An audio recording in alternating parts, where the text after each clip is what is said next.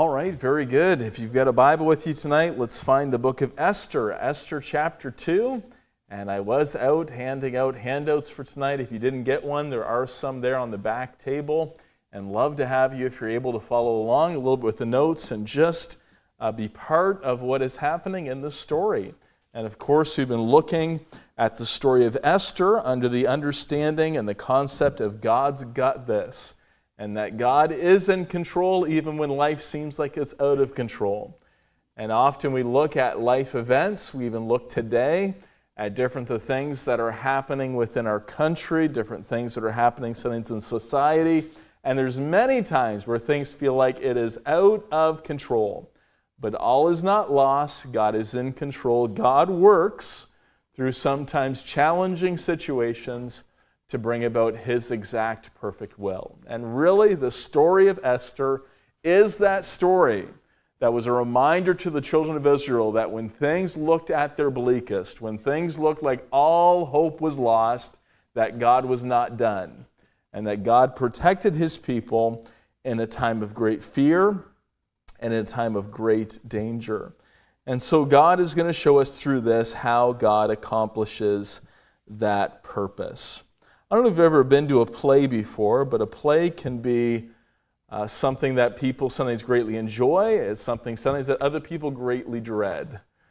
But a play is something where it can be so many things that are part of what you see. My wife really enjoys, I haven't been down there before, but down to Sight and Sound theaters. Anyone been here and down to Sight and Sound theater? Okay, got a few hands, all right. My wife wants to take me down someday to Sight and Sound theater. She says just everything about it just wows the senses, shows you, something spreads new light on Bible stories, and it's something that can have so many different aspects to it. You know, to a play, there's the actors, there's sometimes great climax, there's sometimes great stories. There's so many different things that are involved in the props. But the one thing that is often the most important, that is always unseen, is often the director. The director is there, is keeping everything running, has made everything really to this point happen, but often is unseen. And in many ways, as you look at the book of Esther, God is the unseen director. The book of Esther is an incredible story. It's a story in which people see both the highs and the lows, the climaxes and the fears. You see all these different characters that are developed and are made, all from, an innocent orphan girl to the wicked Haman, to a naughty, powerful ruler, and all of these different aspects that bring about and show us God's incredible power and victory in the middle of very adverse circumstances. And as we look at our lesson tonight, we're going to be looking at this concept of God as the unseen director, and helping us remember that even when we're going through what seems to be an unseen struggle, or maybe a normal, everyday situation, that God is at work through the unseen things. And it's important for us to be prepared, to be involved in what God has for us now, so God can accomplish His ultimate purpose. I'm going to read Esther chapter 2, and I'm going to read verses just 1 through 4 to start. And then we'll pray, and we'll get into this lesson together. But Esther chapter 2, verses 1 through 4. After these things, when the wrath of King Ahasuerus was appeased, he remembered Vashti and what she had done and what was decreed against her. Then said the king's servants that ministered unto him, Let there be fair young virgins sought for the king, and let the king appoint officers in all the provinces of his kingdom, that they may gather together all the fair young virgins under Shushan the palace to the house of the women under the custody of Haggai, the king's chamberlain, keeper of the women, and let their things for purification be given them. And let the maiden which pleaseth the king be queen instead of Vashti. And the thing pleased the king, and he did so. Let's stop there and pray, ask God to help us. Father, thank you so much that you're at work when life seems sometimes so tragic. And Lord, it's not that you authorize or okay at times with the wicked decisions of men. But Lord, you do take all things in love and work them for your and our ultimate good. And I do pray that you'd help us to see that tonight. I pray you'd help us to see that through our even moments of struggle, that we still have a God that loves us and who is at work. We pray this in Jesus' name. Amen. I think really from the onset, it's important for us to understand that this story of Esther begins in many ways tragically. It is not a story at the very onset of ease or simplicity, but a story of great difficulty and great tragedy. It is a story in which God is working in his ultimate purpose, but where man is still sometimes doing some awful things. And sadly, throughout the lives of people, sometimes every one of us can go through some awful things, but God still can accomplish his ultimate purpose. God is never surprised by our lives in the same way we might be surprised. What I'm sure was a surprise to Esther, who was pulled from her home with Mordecai into the life of King Ahasuerus, was a surprise to her, but it was not necessarily a surprise to God. And through all of these moments, it teaches us that God is at work even through the tragedies and problems and sins of men. God can weave his ultimate purpose even when people do the wrong thing. Now let's look at a few things tonight that I hope will help us understand how God is working through this ultimate purpose. I want you to see this first thing tonight is a defeated king. Number one there in your notes is a defeated king.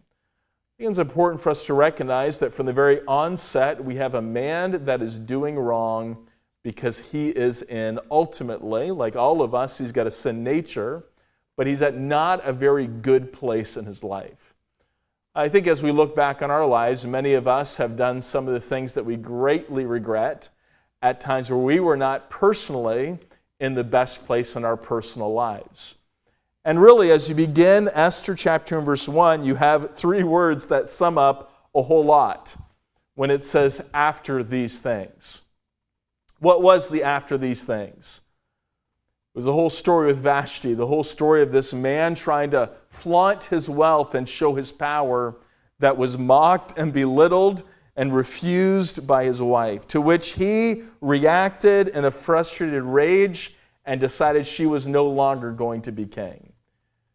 After these things actually encompasses not something that happened quickly, actually right in the middle of this moment with all that is happening historically, Ahasuerus is pulled into a war with the Greeks, and a war that does not go well. Originally, it starts off very well, and it looks as if this is going to go into his favor. He has a major battle, the Battle of Thermopylae, in which he defeats them, and Athens itself is burned to the ground, but then very shortly afterwards he is defeated by the Greek navy in the Straits of Salamis. And I think we might actually have, and it might help us, a map that shows you a little bit of the intersection of the Persian Empire and there the Greek Empire. And so all of that purple is the growing Persian Empire. There you have in the middle, the blue is, I believe they're am I looking at this right? The Mediterranean Sea, yeah, it's all in there. And then you have all of that, and then you have the Greeks that are right next. So right next to those, you have that battle that took place in Athens, and then you have that battle that takes place in Salamis. He wins one of them and loses the other. And all of this is historically happening right in the middle of all of this same moment. So when he comes back after everything is done, this is all the after these things. Well, can I just say this simply? Sometimes when you make a really bad decision, you don't necessarily know what tomorrow will bring. And here is this man that's in a fit of frustration that decides he is angry enough with his wife to put her away and choose another one, but he doesn't know in just a very short window of time that he is going to be pushed into a major battle with the Greeks. By the time he gets back, it says, and after these things, when the wrath of King Ahasuerus was appeased, looking historically, it could have been as long as 3 years that's taken place between chapter 1 and chapter 2. All this time. Now, if it took him that long to get over it, that long for his anger to be appeased, that might have been a little bit of a long time. But here is this man that has reacted in anger, and he does not know everything that is going to happen. When all this happens, it says, and King Ahasuerus was appeased, he remembered Vashti. You know, when I read that few words, I wonder if the king had any regret. I mean, I don't know. The Bible doesn't necessarily talk about that. It's not a subject of it, but I wonder. I wonder if after he had this time to think it through, I wonder if I reacted the way that I should have. I wonder if my anger and my frustration was the way it should have been. There was nothing he could do by this point to reverse anything, to change anything. It was set in stone. Once he decreed it, it was done. It was over. It says, and what she had done and what was decreed against her. You ever sometimes make a big sweeping statement and regret it afterwards? I'm never going to talk to you again. And then it's like, oh man, now what do I do? Sometimes we lose our top or do things that we shouldn't have, and we're all been in different situations in which sometimes we make decisions that we greatly regret. Once he had decreed this against Vashti, there was no turnaround. You'll have it there, I think, in your notes, but Esther 1 and verse 19, where it reminds us, it says, if it please the king, let there be a royal commandment from him, and let it be written from among the laws of the Persians and the Medes that it cannot be altered, that Vashti come no more from before King Ahasuerus, and let the king give her royal estate unto another that is better than she.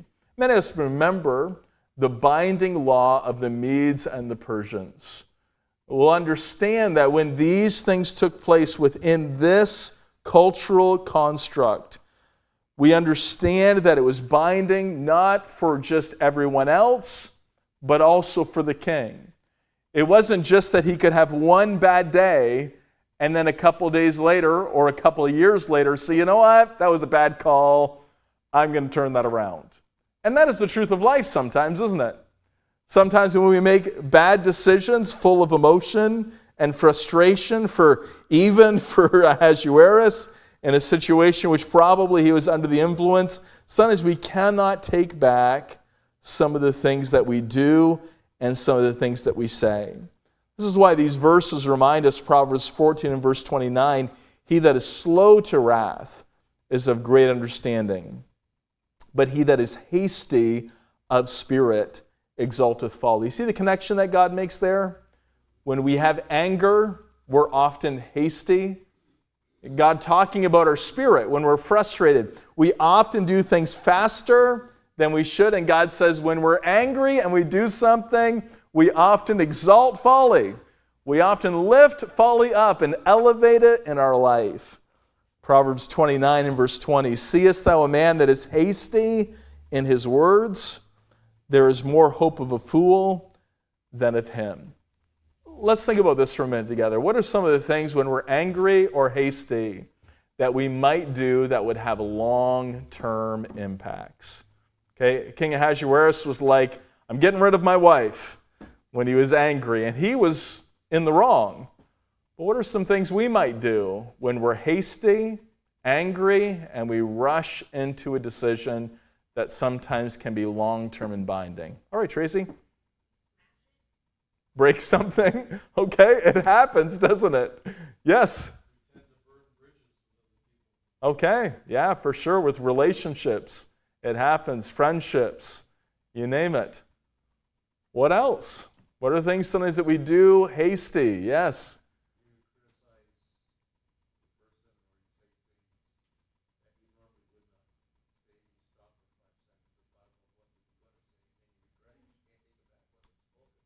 That's true.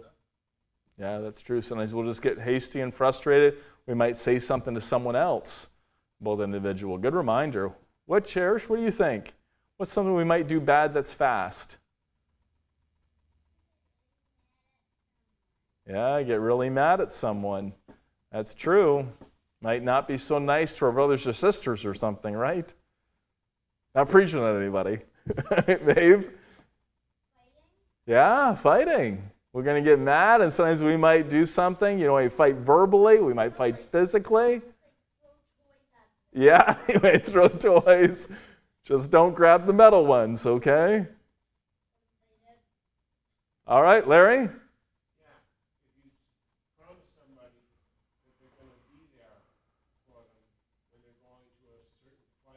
Okay.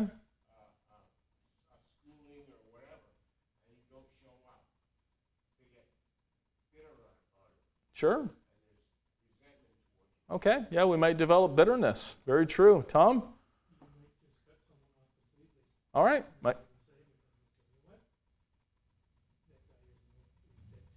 Yeah. No, it's true. Sometimes people are like, relationships are cut off, and there's, for the person on the opposite end, they don't even know why it happened. It's just, I don't know what happened. Yeah, Brother Doug? Oh, sure. That's a good one. I didn't think of that one. It's just like, I'm buying it. Where's my MasterCard, Sometimes it happens. It happens in frustration. Sometimes we do things that we shouldn't have. I deserve it. I'm mad. I'm frustrated. I just need this right now. Maybe you got another one?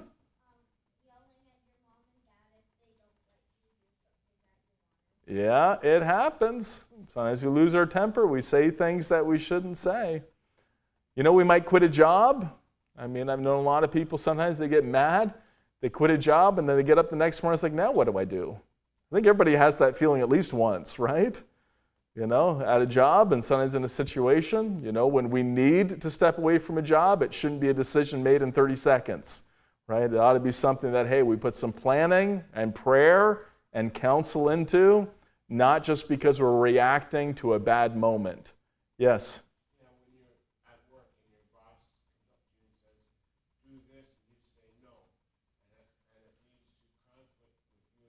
Sure. Yes?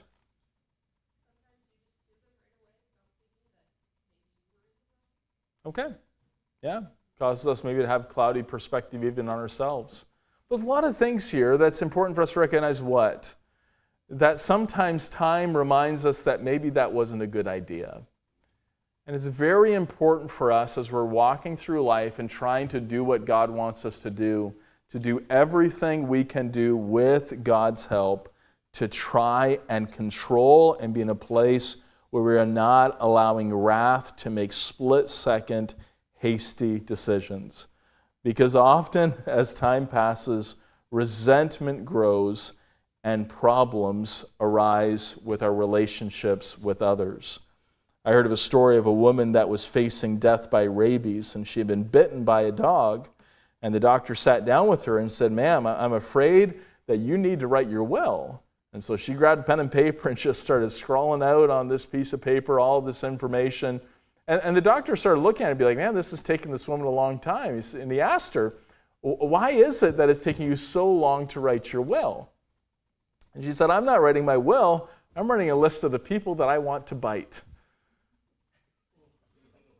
Sometimes we allow anger to build resentment, at which sometimes we've had a whole list of bad decisions. That was definitely a dad joke. But understanding these situations in which anger causes us to do some awful things. I'll ask you another question and then we'll move on from this. But as we deal with anger, what are some situations in which, as children of God living in our world, that we might be easily provoked to anger? And if you can think of those, all right, the tail end of that question really be, what are some ways that we can try and deal with those situations so that God would get glory instead of us making a hasty and angry decision? All right, so what are some situations we might deal with that might make us angry? Cherish has got one. Cherish, what do you think? What are some situations that might make you angry? Because I think everyone deals with anger at different times. But dealing with it right and trying to make sure we take steps that are not hasty or important. Yes, hon?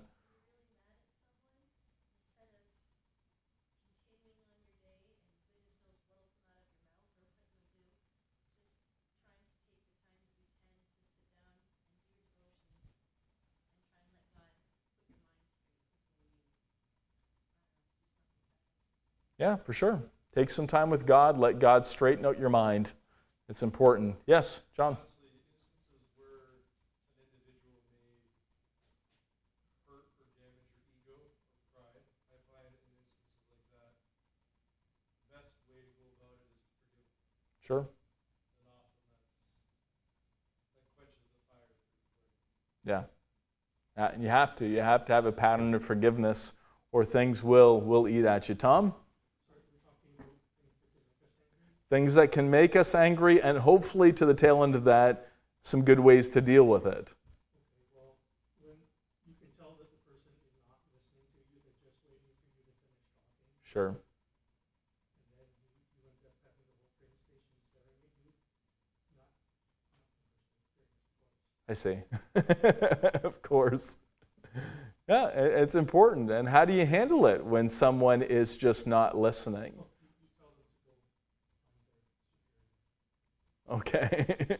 I mean, you can do that. I have found with some people, certain situations, sometimes you just can't convince some people. And sometimes wasting breath is sometimes just not worth pushing something through. Larry? Now, when family members say something derogatory about your family, Sure. your immediate family, Yeah. and you get bitter about it, if you go to God in prayer and ask for their forgiveness, Sure. and then you take it to the person that did the wrong, and you tell them, I want you to pray with me to pray about the situation, and then that appeases that situation very quickly.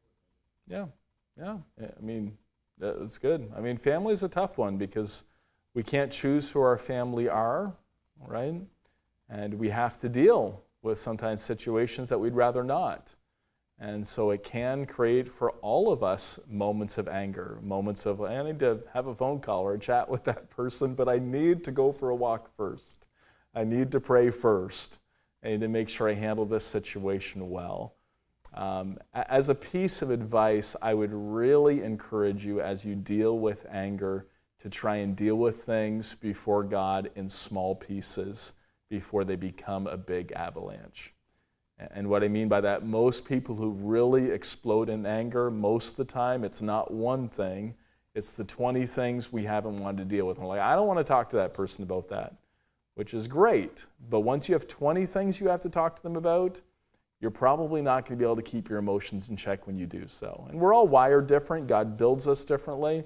But I would encourage you to deal with things in small pieces and don't allow it to become something in which by the time you have a conversation, there's so much emotion, so much frustration that you really have a hard time keeping those emotions in check.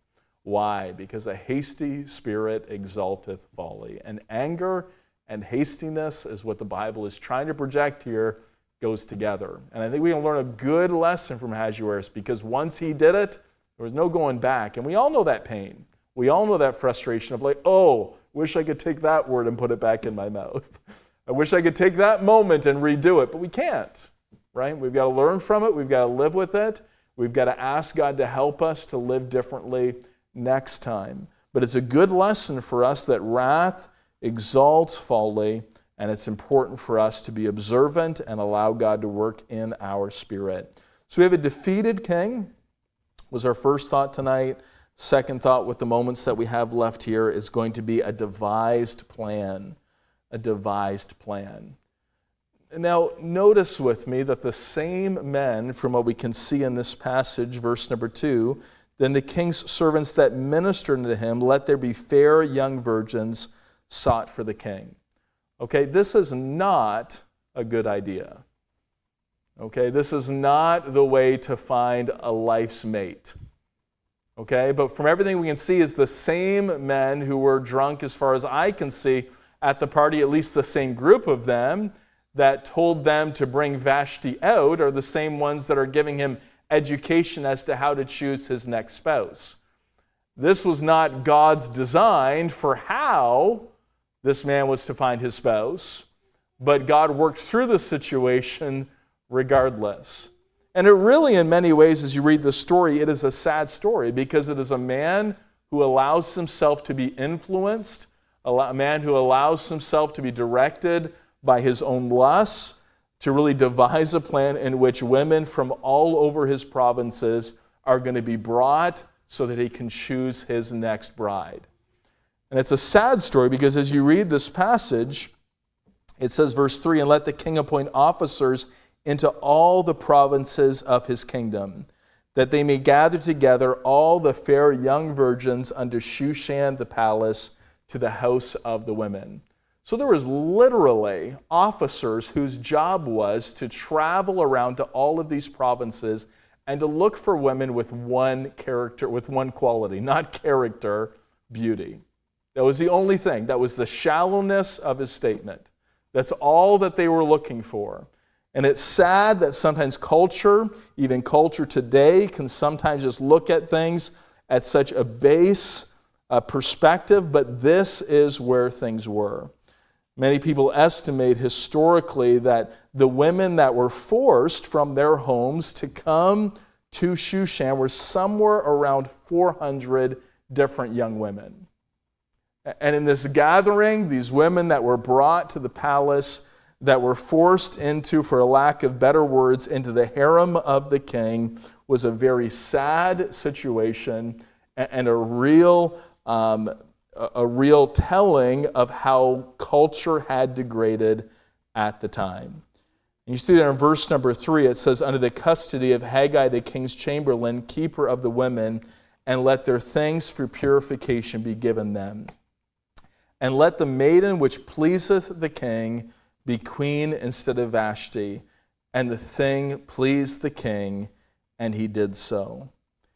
It's sad as you look here, 127 different provinces is what it tells us in this text. Remember that Israel is just one of those. Remember that picture of that empire of all of these men are going and forcing women to come from their homes, forcing them from their families, and coming to this place in which the king is attempting to choose who he thinks is, for lack of better words, going to be the one who is best pleasing to him.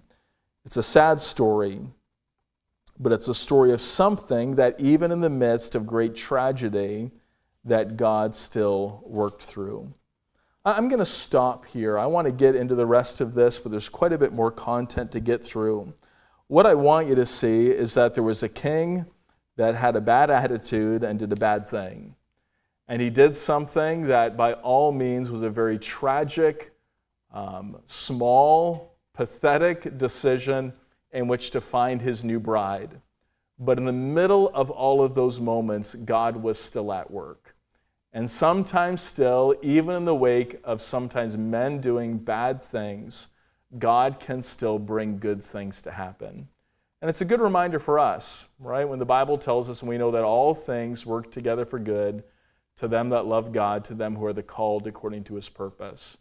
You know, the truth is, sometimes believers, sometimes people that do not know Christ, go through some terrible things. Some things that never should really happen. But God promises he can take those things and still use them for our good and his glory.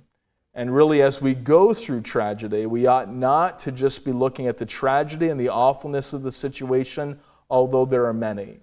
I think what happened to Esther, in many ways, we look at it as a rag to riches story, but the beginning of this story, that we're going to get into more next time, Lord willing, did not start well, did not start in purity, did not start in ease, but it was one that God brought around for his purpose. And I hope we'll remember that although sometimes wickedness and wicked men do wicked things, that God is still on the throne, that God is still in control, and God will accomplish his ultimate purpose.